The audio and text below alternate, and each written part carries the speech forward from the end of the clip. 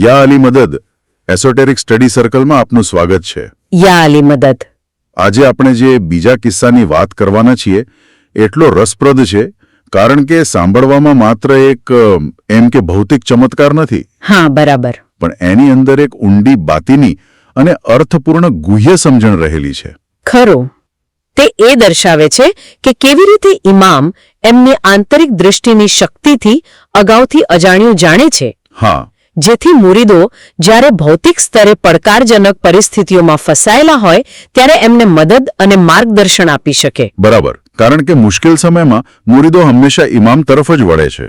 હા, એમના પ્રેમાળ માર્ગદર્શન માટે, એ મુશ્કેલીઓમાંથી બહાર આવવા માટે. અને જ્યારે કોઈ આશા ન દેખાય, બચવાની કોઈ નિશાની ન હોય, ત્યારે ઇમામ જ છે જે ભૌતિક અને આધ્યાત્મિક બંને સ્તરે એમનો માર્ગ પ્રકાશિત કરે છે. શરૂ કરીએ એ પહેલા એક વાત કહેવી છે. હા, કહો. એસોટેરિક સ્ટડી સર્કલમાં જે પણ જોડાયા છે અને સમર્થન કરે છે એ દરેકનો હૃદયપૂર્વક આભાર. ખરેખર દરેક વહેંચાયેલી અંતદૃષ્ટિ, પ્રતિબંધની દરેક ક્ષણ અને પ્રકાશનો જે તણખો આત્મા સુધી પહોંચે છે એ બધું તમારા પ્રેમ અને હાજરીને કારણે શક્ય બને છે. હા, એ વાત સાચી છે. એટલે જેમ તમે એસોટેરિક સ્ટડીઝ સર્કલ ચેનલને સબસ્ક્રાઇબ કરો તો પેલું બેલ આઇકોન ટેપ કરવાનું ભૂલશો નહીં. હા, એ જરૂરી છે. જેથી આપણે સાથે મળીને હૃદયોને જાગૃત કરવાનું, ક્ષણ પણ ફેલાવવાનું અને દૈવી સમજણના કાલાતીત પ્રકાશથી વિશ્વને પ્રકાશિત કરવાનું ચાલુ રાખી શકીએ.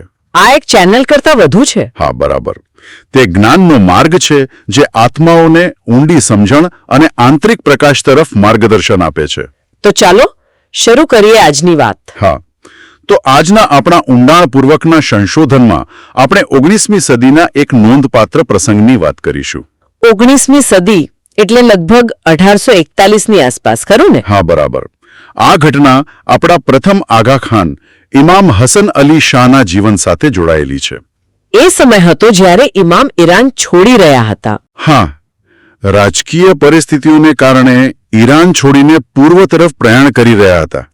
એમનો માર્ગ એમને અફઘાનિસ્તાન થઈને સિંધ તરફ લઈ જઈ રહ્યો હતો. સિંધ, જે તે સમયે બ્રિટિશ ભારતના પ્રભાવ હેઠળનો પ્રદેશ હતો. બરાબર. અને આ માત્ર એક ભૌગોલિક સ્થળાંતર નહોતું, પણ એમ કહી શકાય કે ઇમામતના ઇતિહાસમાં એક નવો અધ્યાય શરૂ થઈ રહ્યો હતો. ખરેખર. તો આ લાંબા અને કપરા પ્રવાસ દરમિયાન એક દિવસ આવ્યો, 28 નવેમ્બર 1841. હા. ઇમામ અને એમનો વિશાળ કાફલો, જેમાં લગભગ કેટલા 3000 સૈનિકો અને અનુયાયીઓ હતા. 3000 લોકો? ઘણો મોટો કાફલો કહેવાય. હા, તેઓ અફઘાનિસ્તાનની સરહદ પાર કરીને ક્વેટાના એક પેટા વિભાગ કલાત નજીક પહોંચ્યા. અને એ સમય શિયાળાનો હતો. હા, શિયાળાની ઋતુ એની ચરમસીમા પર હતી. પહાડી પ્રદેશ, અત્યંત ઠંડો. કલ્પના કરી શકાય છે. આસપાસના પર્વતો બરફથી છવાયેલા હશે. બિલકુલ. ગાઢ સફેદ ચાદર ઓઢીને ઊભા હતા. હવા એટલી થીજી ગયેલી હતી કે શ્વાસ લેવામાં પણ મુશ્કેલી પડે. આવા વાતાવરણમાં ખુલ્લામાં મુસાફરી કરવી એ પણ આટલા મોટા કાફલા સાથે ખરેખર પડકારજનક હશે. ખરેખર. તે સમયની ભૌગોલિક અને આબોહવાની પરિસ્થિતિઓને ઓછી ના આંકવી જોઈએ. કલાતનો વિસ્તાર તો ખૂબ દુર્ગમ છે, ખાસ કરીને શિયાળામાં. હા, તાપમાન શૂન્યથી ઘણું નીચે જતું રહે. આવા સંજોગોમાં 3000 લોકોના કાફલા માટે રોકાણ કરવું, એમની જરૂરિયાતો પૂરી પાડવી એ મોટો લોજિસ્ટિકલ પડકાર હતો. ચોક્કસ. મુસાફરીનો થાક તો હોય જ, પણ પેલી ઠંડી સામે રક્ષણ અને ભોજનની વ્યવસ્થા. હા, એ તો જીવિત રહેવા માટેની પ્રાથમિક જરૂરિયાતો કહેવાય. બિલકુલ. તો ઇમામે પરિસ્થિતિની ગંભીરતા જોઈ અને કાફલા માટે એક પ્રમાણમાં સુરક્ષિત જગ્યા શોધી ત્યાં તંબુઓ તાણવાનો આદેશ આપ્યો. દિવસ ઢળી રહ્યો હશે. હા, અને સૈનિકો થાકેલા અને ભૂખ્યા હતા. બપોરના ભોજનની તૈયારીઓ શરૂ કરવામાં આવી. ગરમ ભોજન તો જોઈએ જ ને, શરીરને ગરમાવો આપવા અને શક્તિ પાછી મેળવવા માટે. પણ અહીં એક અણધારી અને ગંભીર સમસ્યા ઊભી થઈ. શું થયું? રસોઈયાઓએ આગ પ્રગટાવવાનો પ્રયાસ કર્યો, જે ભોજન રાંધવા માટે જરૂરી હતી. હા, એના વગર તો કેમ ચાલે? પણ વાતાવરણ એટલું ઠંડુ અને ભેજવાળું હતું કે સામાન્ય પદ્ધતિઓ નિષ્ફળ ગઈ. એ સમયે દિવાસળીઓ તો નહોતી, ખબર છે? હા, બહુ ઓછો ઉપયોગ થતો. આગ માટે ચકમકના પથ્થરો ઘસવામાં આવતા અથવા લાકડાનું ઘર્ષણ. પણ ભેજને કારણે પથ્થરો ભીના થઈ ગયા હશે અને સૂકું લાકડું મળવું પણ મુશ્કેલ. બરાબર. ઘણી મહેનત કરી પણ છેવટે માંડ લાકડાના એક નાના ટુકડાને સળગતો રાખી શક્યા. ફક્ત એક નાનો ટુકડો? હા, ફક્ત એક. હવે આટલી નાની આગથી 3000 લોકો માટે ભોજન કેવી રીતે બને? ઓહો, આ પરિસ્થિતિની ગંભીરતા સમજવી ખૂબ જરૂરી છે. આ ફક્ત ભોજનમાં મોડું થવાની વાત નથી. ના, બિલકુલ નહીં. હા, હાડથી જવતી ઠંડીમાં ગરમ ભોજન વિના તો સૈનિકોનું મનોબળ તૂટી જાય, એમના સ્વાસ્થ્ય પર ગંભીર અસર થાય. અને આગનો અભાવ એટલે માત્ર ભોજન નહીં, પણ ગરમાવો પણ નહીં. હા, આવી સ્થિતિ લાંબો સમય ચાલે તો જીવલેણ પણ સાબિત થઈ શકે. ફક્ત એક નાનો માંડ સળગતો લાકડાનો ટુકડો એ આશાનું કિરણ હતું, પણ ખૂબ જ નબળું. સાચી વાત છે. આ એક વાસ્તવિક કટોકટી હતી. હા, એમની બધી કોશિશો નિષ્ફળ જઈ રહી હતી. છેવટે નિરાશ થઈને આ ગંભીર મામલો ઇમામ હસન અલી શાહ સમક્ષ રજૂ કરવામાં આવ્યો. ઇમામ પાસે લઈ ગયા? હા, એમણે શાંતિથી પરિસ્થિતિની ગંભીરતા સમજી. એમના ચહેરા પર ચિંતાના કોઈ ચિહ્નો નહોતા, પણ એક ઊંડી સમજણ હતી. એમણે પૂછ્યું હશે, આગ બિલકુલ નથી? હા, પૂછ્યું. જવાબ મળ્યો, માલિક, ફક્ત એક નાનો લાકડાનો ટુકડો માંડ સળગી રહ્યો છે. ત્યારે ઇમામે શું કહ્યું? ત્યારે ઇમામે આજ્ઞા કરી, એ સળગતા લાકડાના ટુકડાને મારી પાસે લાવો. ઓહ! સેવકોએ તરત જ આજ્ઞાનું પાલન કર્યું અને સાવચેતીપૂર્વક પેલો નાનકડો ધુમાડા કાઢતો લાકડાનો ટુકડો ઇમામ સમક્ષ રજૂ કર્યો. અને પછી? હવે જે બન્યું તે ત્યાં હાજર રહેલા સૌ કોઈ માટે અકલ્પનીય અને ચમત્કારિક હતું. શું કર્યું ઇમામે? ઇમામે તે સળગતો ટુકડો લીધો, એક તીર મંગાવ્યું અને તે લાકડાના ટુકડાને તીરની અણી સાથે મજબૂતીથી બાંધી દીધો. તીર સાથે બાંધ્યો? હા. પછી એમણે પોતાનું ધનુષ્ય લીધું, તે ખાસ તીરને ધનુષ્ય પર ચઢાવ્યું અને પૂરી શક્તિથી નિશાન તાકીને તેને દૂર અંધકારમય દિશામાં હવામાં છોડ્યું. એક સળગતા લાકડાના ટુકડાને તીર સાથે હવામાં છોડ્યો. હા. આ ક્રિયા ભૌતિક દ્રષ્ટિએ તો અતાર્કિક લાગે. એક નાનકડો સળગતો ટુકડો હવામાં આટલે દૂર જઈને કોઈ મોટી આગનો સ્ત્રોત કેવી રીતે શોધી શકે? બરાબર. પણ અહીં ઇમામની બાતીની શક્તિ, એમની આંતરિક અને ગુહ્ય દૃષ્ટિનું પ્રમાણ મળે છે. બાતીની એટલે એ ગહન આંતરિક જ્ઞાન જે ભૌતિક ઇન્દ્રિયોથી પર હોય. હા. ઇમામ ફક્ત ભૌતિક ઉપાય નહોતા કરી રહ્યા, તેઓ પોતાની આધ્યાત્મિક શક્તિ અને માર્ગદર્શનનો ઉપયોગ કરી રહ્યા હતા. એ તીર કદાચ એક પ્રતીક હતો. હા, કદાચ લક્ષ્ય તરફની એકાગ્રતા અને દૈવી માર્ગદર્શનનું પ્રતીક. અને પેલું સળગતું લાકડું એ આશાની ચિંગારી જે યોગ્ય સ્થાને પહોંચીને મોટી જ્વાળા બની શકે. હા, એ દ્રશ્ય ખરેખર અદ્ભુત હશે. સળગતું તીર એક તેજસ્વી લકીરની જેમ રાત્રિના આકાશમાં ઊંચે ગયું હશે અને પછી દૂર પહાડો તરફ અદૃશ્ય થઈ ગયું. બધા આશ્ચર્ય અને અપેક્ષા સાથે જોઈ રહ્યા હશે. પછી ઇમામે શાંતિથી પણ દૃઢતાપૂર્વક પોતાના સેવકોને સૂચના આપી. શું સૂચના આપી? જાઓ, એ તીર જે દિશામાં ગયું છે તે તરફ જાઓ. જ્યાં તમને એ સળગતું લાકડું અને તીર મળશે ત્યાં તમને આગનો સ્ત્રોત પણ મળશે. ઇમામના શબ્દોમાં કેટલો વિશ્વાસ હશે? અતૂટ વિશ્વાસ. સેવકોનું એક જૂથ તરત જ એ દિશામાં દોડ્યું જ્યાં તીર ગયું હતું. ઠંડી અને અંધકાર હોવા છતાં તેઓ ઉત્સાહ અને શ્રદ્ધા સાથે આગળ વધ્યા. શોધતા શોધતા ગયા હશે. હા, પથરાળ અને ઉબડખાબડ જમીન પર આગળ વધ્યા. થોડા સમય પછી તેઓ એક જગ્યાએ પહોંચ્યા જ્યાં જમીનમાં એક ઊંડો ખાડો હતો. અને ત્યાં શું મળ્યું? એ ખાડાની નજીક જ એમણે જોયું કે ઇમામે છોડેલું તીર પડ્યું હતું અને તેની સાથે બાંધેલું લાકડું હજુ પણ થોડું સળગી રહ્યું હતું. પણ આગનો સ્ત્રોત? પણ સૌથી વધુ આશ્ચર્યજનક વાત તો એ હતી કે ખાડામાંથી વાદળી રંગની જ્વાળાઓ નીકળી રહી હતી. વાદળી રંગની આગ? હા. આ તો અત્યંત મહત્વપૂર્ણ સંકેત છે.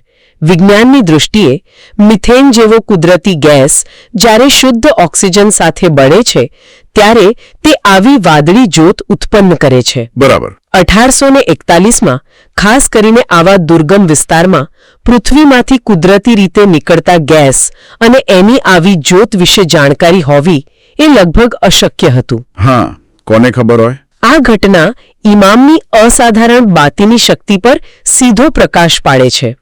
એમની આંતરિક દ્રષ્ટિ, ભવિષ્યને જાણવાની ક્ષમતા, પર્યાવરણના ગુપ્ત રહસ્યોની સમજ. કોઈ વૈજ્ઞાનિક સાધનો વિના?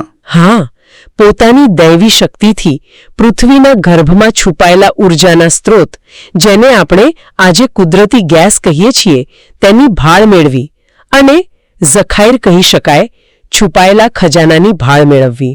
બરાબર. સેવકો આ જોઈને અચંબિત થઈ ગયા, પણ ઇમામના શબ્દો સાચા પડ્યા હતા. એમણે પછી શું કર્યું?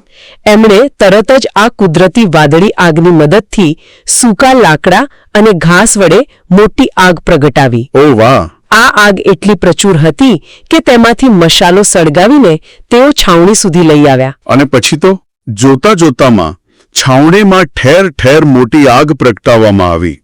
ઠંડીમાં રાહત મળી અને રસોઈયાઓએ ઝડપથી 3000 સૈનિકો માટે ગરમાગરમ ભોજન તૈયાર કર્યું. બધાએ રાહતનો શ્વાસ લીધો હશે. હા, અને ઇમામનો આભાર માન્યો. એમની સમયસરની દૈવી મદદથી એક મોટી આફત ટળી ગઈ હતી. અને પેલી જગ્યાનું શું થયું? કલાત પાસેની એ જગ્યા જ્યાં એ વાદળી આગનો ચમત્કાર થયો હતો તે સ્થાનિક લોકોમાં સુઈ તરીકે ઓળખાવા લાગી. સુઈ? એ નામ કદાચ પેલી સોય જેવી તીક્ષ્ણ જ્યોત પરથી આવ્યું હશે. બની શકે, અથવા સ્ત્રોત સાથે જોડાયેલું હોય. અને આ વાર્તા અહીં પૂરી નથી થતી, ખરું ને? ના, બિલકુલ નહીં. અહીંથી તે ભવિષ્ય સાથે જોડાય છે અને એનું મહત્વ અનેક ગણું વધી જાય છે. કઈ રીતે? ઇમામ હસન અલી શાહે 1841માં જે સ્થળે આ ચમત્કાર બતાવ્યો હતો અને કુદરતી આગનો સ્ત્રોત શોધી કાઢ્યો હતો તે જ સુઈ નામની જગ્યાએ હા, લગભગ 112 વર્ષ પછી, એક સદી કરતા પણ વધુ સમય પછી. હા, એટલે કે 1953માં પાકિસ્તાન પેટ્રોલિયમ લિમિટેડ દ્વારા કુદરતી ગેસના અત્યંત વિશાળ ભંડારની ઔદ્યોગિક ધોરણે શોધ કરવામાં આવી. એ જ જગ્યાએ, સુઈમાં. એ જ જગ્યાએ. અને આ કોઈ નાની શોધ નહોતી. સુઈ ગેસ ફિલ્ડ એશિયાના સૌથી મોટા કુદરતી ગેસ ક્ષેત્રોમાંનું એક સાબિત થયું. અકલ્પનીય. તેણે પાકિસ્તાનની ઉર્જા સુરક્ષા અને ઔદ્યોગિક વિકાસમાં દાયકાઓ સુધી મુખ્ય ભૂમિકા ભજવી. બરાબર. આ ઐતિહાસિક જોડાણ ખરેખર વિચારવા જેવું છે. તે ઇમામના કાર્યો અને માર્ગદર્શનના દૂરગામી પરિણામો, જેને આપણે સમ્રાટ કહી શકીએ, એટલે કે ફળો, તેનું અદ્ભુત ઉદાહરણ છે. હા, એમણે માત્ર તે સમયના ભૌતિક પડકારનો ઉકેલ જ ના આપ્યો, પરંતુ અજાણતા જ ભવિષ્યની પેઢીઓ માટે એક અમૂલ્ય કુદરતી સંસાધનના ભંડાર તરફ સંકેત કર્યો. આ દર્શાવે છે કે ઇમામનું માર્ગદર્શન માત્ર એમના અનુયાયીઓ માટે જ નહીં, પણ સમગ્ર માનવતા માટે કલ્યાણકારી હોઈ શકે છે. સુઈ ગેસ ફિલ્ડમાંથી મળતી ઉર્જાનો લાભ કોઈ એક સમુદાય પૂરતો સીમિત ન રહ્યો, સમગ્ર રાષ્ટ્ર અને તેના કરોડો નાગરિકોને મળ્યો. હા, એ ઇમામના કાર્યની સાર્વત્રિકતા અને કાળજયી પ્રભાવનો પુરાવો છે. ખરેખર આ ઘટના ઇમામની શક્તિ અને એમના મુરીદો પ્રત્યેના પ્રેમનું પ્રતીક તો છે જ, પણ એનાથી આગળ વધીને તે ભવિષ્ય માટેના આશીર્વાદ સમાન સાબિત થઈ. તો આ કિસ્સો સાંભળીને સ્વાભાવિક રીતે જ મનમાં પ્રશ્ન થાય કે આમાંથી આપણે શું શીખી શકીએ? એના પાઠ શું છે? હા, એ મહત્વનો સવાલ છે. ચોક્કસ. મને લાગે છે આ કિસ્સામાં ઘણા ગહન પાઠ છુપાયેલા છે. પહેલું તો ઇમામની પેલી બાતીની શક્તિ અને એમની અગમચેતી. હા, તેઓ ભૌતિક જગતની મર્યાદાઓથી પર જોઈ શકે છે અને પોતાના અનુયાયીઓને માર્ગદર્શન આપી શકે છે, પછી ભલે પરિસ્થિતિ ગમે તેટલી નિરાશાજનક કેમ ન લાગે. બીજું શું? બીજું શ્રદ્ધાની શક્તિ. પેલા સેવકોએ ઇમામના શબ્દો પર વિશ્વાસ રાખીને અંધારામાં શોધખોળ કરી અને સફળ થયા. હા, શ્રદ્ધા વગર તો એ શક્ય નહોતું. અને ત્રીજું, અને કદાચ સૌથી મહત્વનું, તે એ દર્શાવે છે કે ઇમામના કાર્યોના ફળ એમના સમ્રાટ લાંબા ગાળે મળે છે. અને તે માત્ર ઇસ્માઇલી સમુદાય પૂરતા સીમિત નથી હોતા. બરાબર. પણ સમગ્ર માનવતાના કલ્યાણમાં ફાળો આપી શકે છે, જેમ સુઈ ગેસ ફિલ્ડના કિસ્સામાં બન્યું. અને આ કિસ્સો એ પણ યાદ અપાવે છે કે જેમ ઇમામે ભૌતિક અગ્નિ પ્રગટાવવામાં મદદ કરી, તેમ તેઓ આપણા અંદર રહેલી આધ્યાત્મિક ચિનગારીને પણ પ્રજ્વલિત કરી શકે છે. ખરું ને? બિલકુલ. આ એક ખૂબ જ સુંદર રૂપક છે. જેમ સળગતા લાકડાવાળું તીર એક લક્ષ્ય તરફ ગયું અને ઉર્જાનો સ્ત્રોત પ્રગટાવ્યો, હા, તેમ ઇમામનું માર્ગદર્શન આપણી અંદર રહેલી સુષુપ્ત દિવ્યતા, આપણી આત્મિક શક્તિ, જે કદાચ સમય અને સંજોગોને કારણે ઓલવાઈ ગઈ હોય, તેને ફરીથી જાગૃત કરી શકે છે. એ આપણને આપણા આંતરિક સખાઈર આધ્યાત્મિક ખજાના તરફ દોરી શકે છે. ચોક્કસ. પણ શરત એક છે કે આપણે નિષ્ઠાપૂર્વક, સાચા હૃદયથી એમની મદદ અને માર્ગદર્શન માંગીએ. જેમ પેલા સેવકો શ્રદ્ધા સાથે શોધવા નીકળ્યા હતા, તેમ આપણે પણ પ્રયત્ન કરવો પડે. બરાબર. આ વાત ખરેખર વિચાર પ્રેરક છે. ઇમામની હાજરી અને માર્ગદર્શન એ માત્ર ભૂતકાળની ઘટનાઓ નથી. ના, એ વર્તમાન અને ભવિષ્ય માટે પણ એટલા જ પ્રસ્તુત છે. આ કિસ્સો આપણને યાદ અપાવે છે કે જ્યારે આપણે જીવનની મુશ્કેલીઓમાં અટવાયેલા હોઈએ, જ્યારે રસ્તો સૂઝતો ન હોય, ત્યારે ઇમામ પરની શ્રદ્ધા અને એમનું માર્ગદર્શન આપણને અણધાર્યા ઉકેલો અને આંતરિક શક્તિ પ્રદાન કરી શકે છે. હા, અને એ પણ સમજવું જરૂરી છે કે આ માર્ગદર્શન હંમેશા આવા ચમત્કારિક સ્વરૂપે જ ન આવે. ના, ક્યારેક કોઈ વિચાર, કોઈ પ્રેરણા, કોઈ યોગ્ય વ્યક્તિની મદદ અથવા સંજોગોમાં અચાનક આવેલા સકારાત્મક પરિવર્તન સ્વરૂપે પણ હોઈ શકે છે. હા, મહત્વનું એ છે કે આપણે એ સંકેતોને ઓળખવા અને ગ્રહણ કરવા માટે આપણું મન અને હૃદય ખુલ્લા રાખીએ. ઇમામની મદદ ભૌતિક અને આધ્યાત્મિક બંને સ્તરે કાર્ય કરે છે. જેમ આ કિસ્સામાં થયું, ભૌતિક આગ પણ મળી અને સદી પછી કુદરતી ગેસનો ભંડાર પણ મળ્યો. આ કિસ્સા પર વિચાર કરતા એક અંતિમ વિચાર મનમાં આવે છે. શું? જેમ ઇમામે 1841માં એક છુપાયેલા ખજાના એટલે કે કુદરતી ગેસનો સંકેત આપ્યો, જે ભવિષ્યમાં માનવતા માટે ઉપયોગી થયો. હા, શું આજે પણ આપણી આસપાસ, આપણા સમાજમાં અથવા આપણી અંદર એવા છુપાયેલા ખજાના હોઈ શકે છે?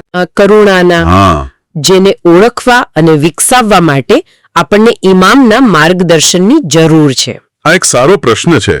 દરેક સાધકે પોતાની જાતને પૂછવો જોઈએ. ખરેખર.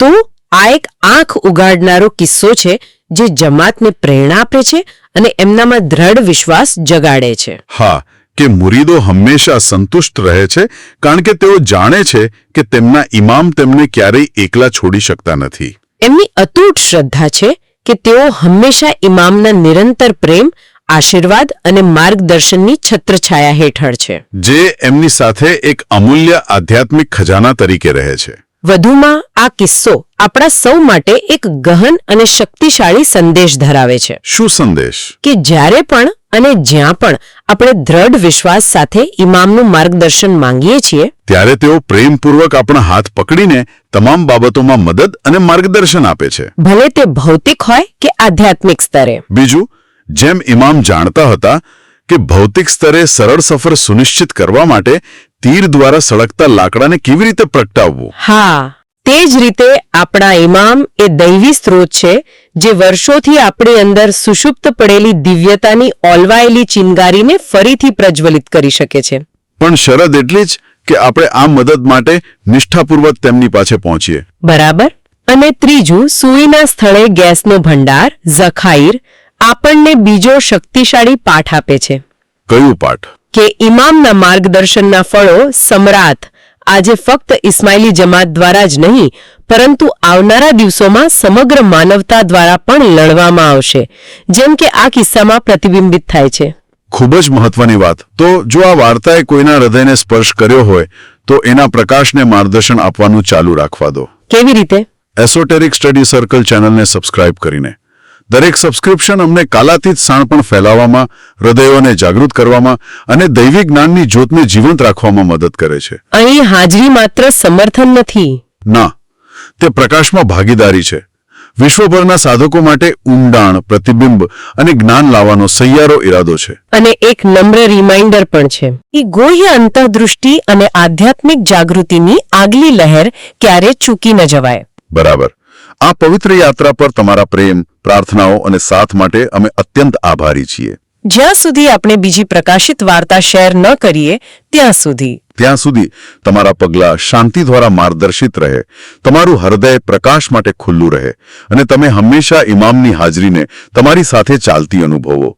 યા અલી મદદ. યા અલી મદદ.